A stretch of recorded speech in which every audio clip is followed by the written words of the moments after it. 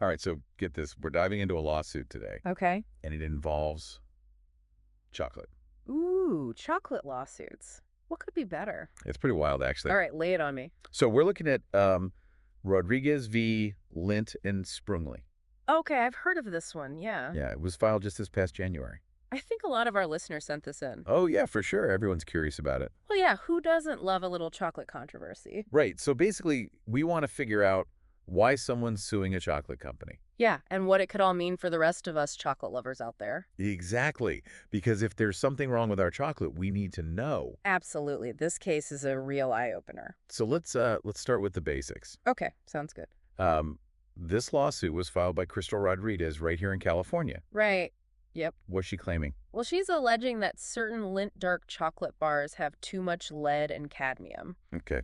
Too much. How much are we talking? Well, she says they contain levels that exceed California's safety standards. Oh, so this is a California thing. For now, yeah, the lawsuit was filed here, but it could have implications elsewhere. Okay, I see. So which bars specifically? She's targeting the 70% and 85% cocoa varieties, the really dark ones. Interesting. And she's saying Lindt knew about this and didn't tell anyone. That's right. That's a big part of her argument. Okay, so hold on. Before we get into the legal stuff, let's talk about lead and cadmium. Right. Let's get down to the nitty-gritty. We all know they're not good for you, but remind me, why are they so dangerous? Well, the thing about heavy metals is even tiny amounts can build up in your body. Over time, right? Exactly. And that can lead to some serious health problems. Especially for kids, I've heard. Oh, absolutely. Lead is a huge concern for kids. Because of their developing brains, right? Right. It can affect brain development and cause all sorts of problems. Like what kinds of problems? Learning difficulties, behavioral issues, lower IQ. Oh, wow. It's scary stuff. And even in adults, lead can cause problems. Like what? It's been linked to heart disease, kidney problems, even reproductive issues. Yikes. Okay, so lead is bad news. Definitely. And cadmium's not much better. What does cadmium do? It mainly attacks the kidneys. Over time, it can lead to kidney disease, bone problems, and even some types of cancer. So basically, we want to avoid these heavy metals as much as possible. As much as possible, yes. The scary part is there's no real safe level for either of them. Really? So even a tiny bit can be harmful. Potentially, yes. Okay, that's not what you want to hear when you're reaching for a chocolate bar. Nope, not at all. Now, this lawsuit specifically mentions California's safety levels for these metals. Right. What are those, and how do Lindt's chocolates measure up? Well, California has some of the toughest rules in the country when it comes to this stuff. Yeah, I've heard that California's pretty strict. They've set what are called maximum allowable dose levels, or MADI-Ls. MADI-Ls, okay, got it. And these apply to all kinds of things, including lead and cadmium. So the lawsuit claims Lindt's chocolates are above these MADI-Ls. That's what they're alleging, yes, based on independent testing. And this is where Consumer Reports comes in, right? Exactly. They did a big report on heavy metals in dark chocolate last December. Yeah, I remember that. It was all over the news. Yeah, it got a lot of attention. They tested 28 different bars, including those Lindt ones. And what did they find? Well, a lot of brands had concerning levels of lead and cadmium. Including Lindt? Including Lindt, yes. Their levels were above California's limits. Wow, so this isn't just some isolated thing. Nope, it seems to be a wider issue within the dark chocolate industry. So Consumer Reports found that several brands, including Lindt, had these high levels. Uh-huh. They also looked into how lead gets into the chocolate to begin with. Oh, right. Did they figure that out? Yeah, it's pretty interesting, actually. Okay, tell me. So it's not about the cacao beans themselves. Really? I thought it would be something in the beans. Apparently not. They found that lead levels were actually pretty low in fresh beans. Huh. So where's it coming from then? It seems like it happens after the beans are harvested during the drying process. The drying process, how does that work? Their theory is that the beans pick up lead from dust or soil while they're drying out in the sun. Oh, wow. So it's like environmental contamination? Exactly. It's not that all cacao beans are inherently high in lead. But the way they're handled after harvesting can make a big difference. Exactly. It's a supply chain issue. That makes a lot of sense. It's not just about the ingredient itself. Right. It's about the whole process. This is so complex. It really is. So much to think about. Okay, so we've talked about lead and cadmium. The heavy hitters. Right. Now let's get into the legal side of this case. All right, let's do it. It mentions all sorts of legal terms. Oh, yeah. Like what? Things like the Sherman Law, Uh-huh. the unfair competition law, Okay. false advertising law, I've heard of that one. even the Consumers Legal Remedies Act. It's a mouthful. I know. right?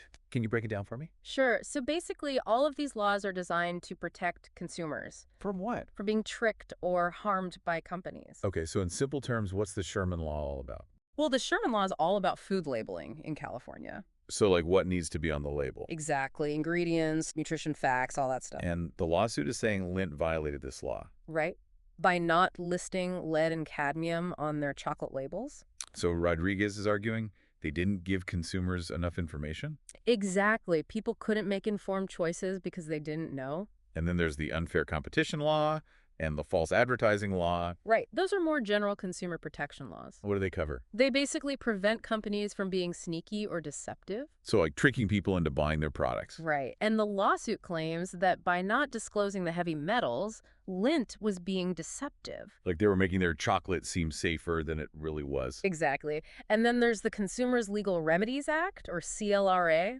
What's that one all about? That one's pretty powerful. It lists a bunch of unfair business practices. That companies aren't allowed to do. Right.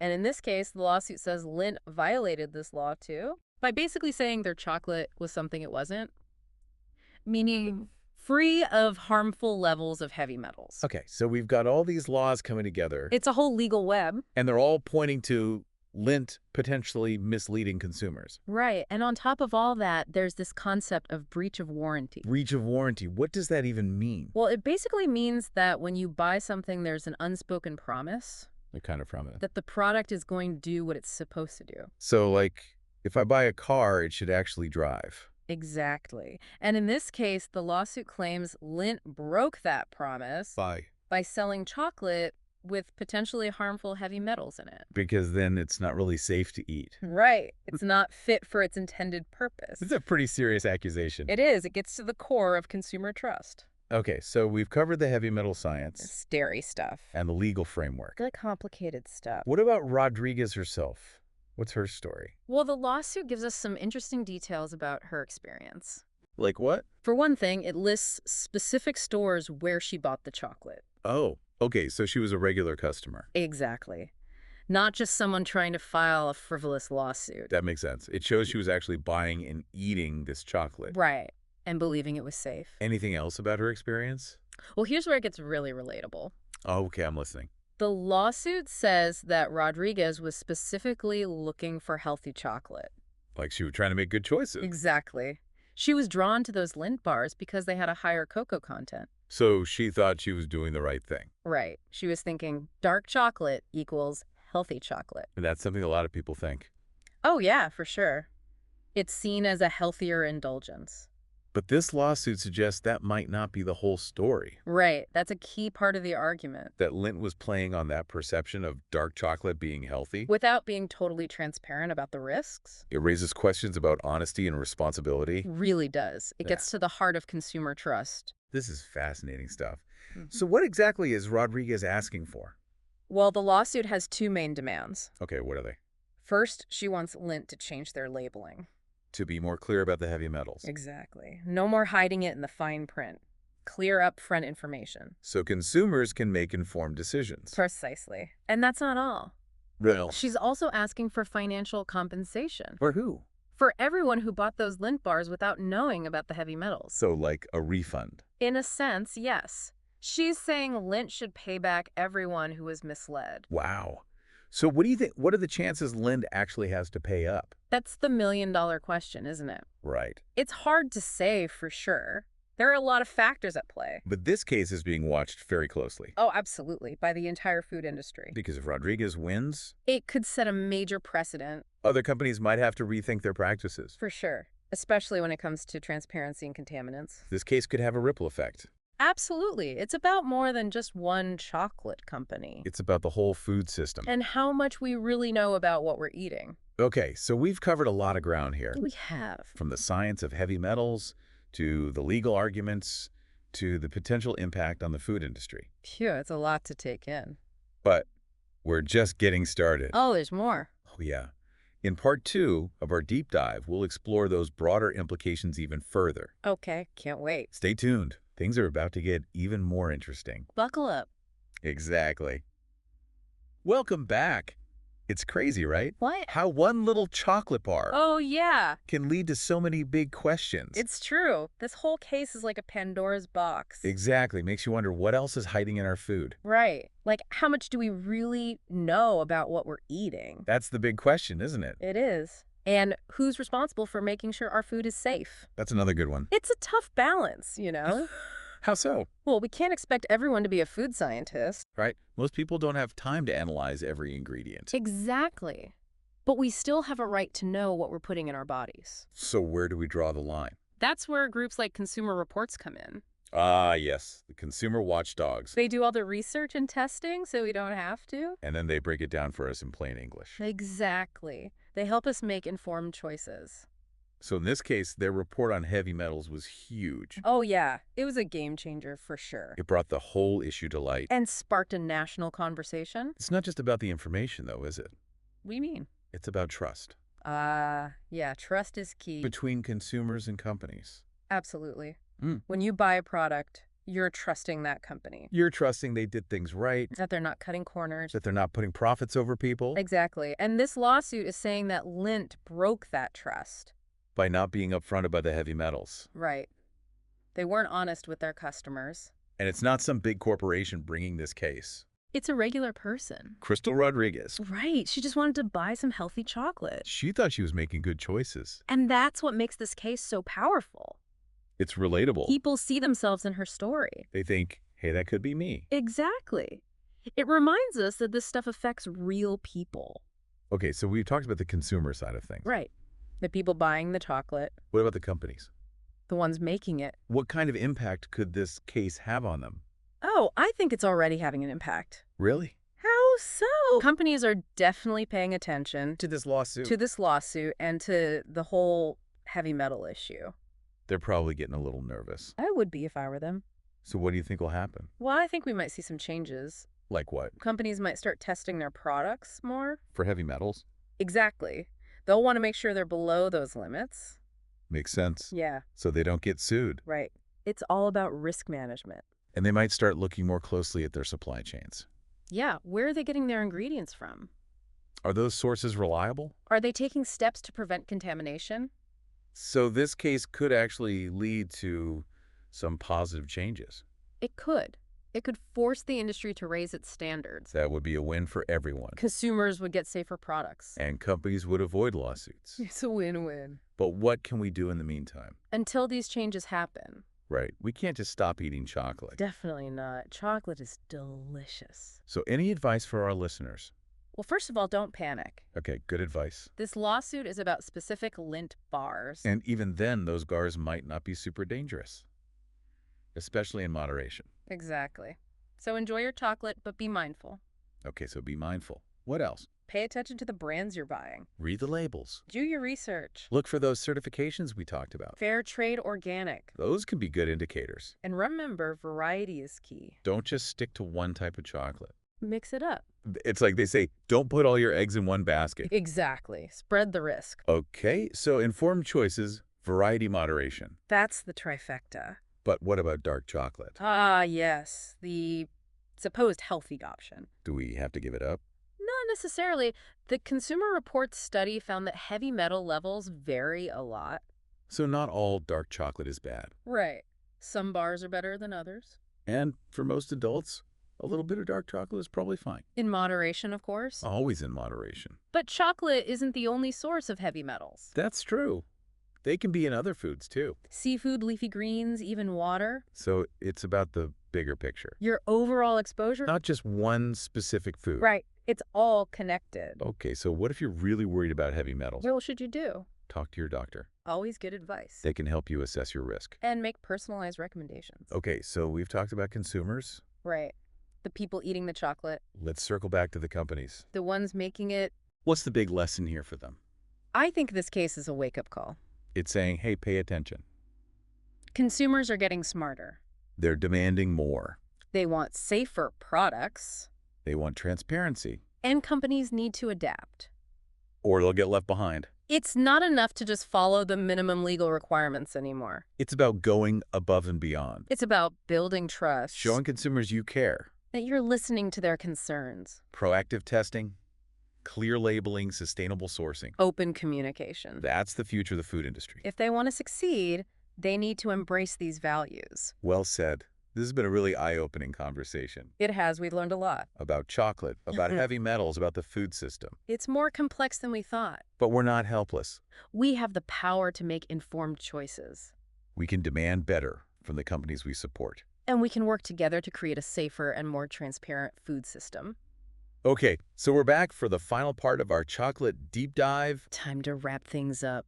It's been a lot to digest, right? It has. I don't know about you, but I'm looking at my snack drawer a little differently now. Yeah, it definitely makes you think. But before we all swear off chocolate for good, Right, no need to go that far. let's talk about what we can actually do. To make better choices. Exactly. We don't have to be helpless. No, we have more power than we think. So let's focus on that.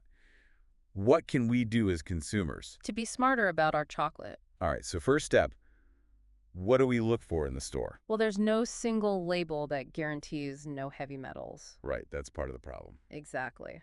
But there are things you can look for. Like what? Certifications from third-party organizations can be helpful. Okay, like fair trade and organic. Those are good ones. I see them everywhere. Yeah, they're becoming more common. But they don't specifically test for heavy metals, right? Not directly, Oh. but they often indicate better farming practices. Which can lead to less contamination. Exactly. It's an indirect link. So it's not a guarantee, but it's a good sign. Right. It shows the company is taking some responsibility. And I've noticed some smaller brands are starting to do their own testing. Oh, really? Yeah, and they put the results right on the label. That's great. It's like they're saying, we've got nothing to hide. Exactly. It's a sign of transparency. So supporting those companies is a good move. Absolutely vote with your wallet. And what about variety? Oh, yeah. That's important, too. Like, don't just eat the same chocolate bar every day. Right. Mix it up. Try different brands, different types of chocolate. It helps reduce your overall exposure. Okay, that makes sense. Yeah. Spread the risk. Exactly. And on that note, what about dark chocolate? Yeah, everyone always says it's the healthiest. Right. All those antioxidants. So do we have to ditch it now? Not necessarily. Remember, the Consumer Reports study found a lot of variation. Between bars. Yes, not all dark chocolate is created equal. Some are higher in heavy metals than others. And for most adults, moderate dark chocolate consumption is probably fine. Moderation is key. But it's important to remember, chocolate isn't the only culprit. Right. Heavy metals can be in other foods, too. Like we talked about before. Seafood, leafy greens. Even water. It's everywhere. So it's about the bigger picture. Your overall diet and lifestyle. If you're really worried, talk to your doctor. Always good advice. They can give you personalized recommendations. Okay, so we've talked about what consumers can do. What about the companies? The ones making the chocolate? What about them? What's the big takeaway for them? I think this case is a wake-up call. They need to pay attention. The landscape is changing. Consumers are more aware. They're demanding more. They're not going to settle for less anymore. And companies need to adapt. Transparency is key. Absolutely. No more hiding behind vague labels. Consumers want to know what's in their food. And they have a right to know. Companies need to step up. Proactive testing. Clear labeling, sustainable sourcing. Open communication with consumers. That's the future of the food industry. It's not just about following the law anymore. It's about doing the right thing. Building trust with consumers. Showing them you care about their health and safety. It's about taking responsibility. Well said. This deep dive has been a real eye-opener. It has for me, too. We've learned a lot about the dark side of chocolate. But also about the power of knowledge. We don't have to be passive consumers. Yeah, it can demand better. We can make informed choices. And we can hold companies accountable. This case is still ongoing. It'll be interesting to see what happens. But no matter the outcome, It's already sparked important conversations. about food safety, transparency, and consumer rights, And that's a good thing. it is. So as we wrap up this deep dive, I want to leave you with one final thought. Okay, I'm listening. How do we balance our love of delicious food with our responsibility to be healthy? That's the question, isn't it? It's a tough one. It is. There are no easy answers. But it's a conversation we need to keep having. Absolutely. As individuals and as a society. So keep learning, keep asking questions, and keep making those informed choices. Thanks for joining us on this deep dive. Until next time, stay curious,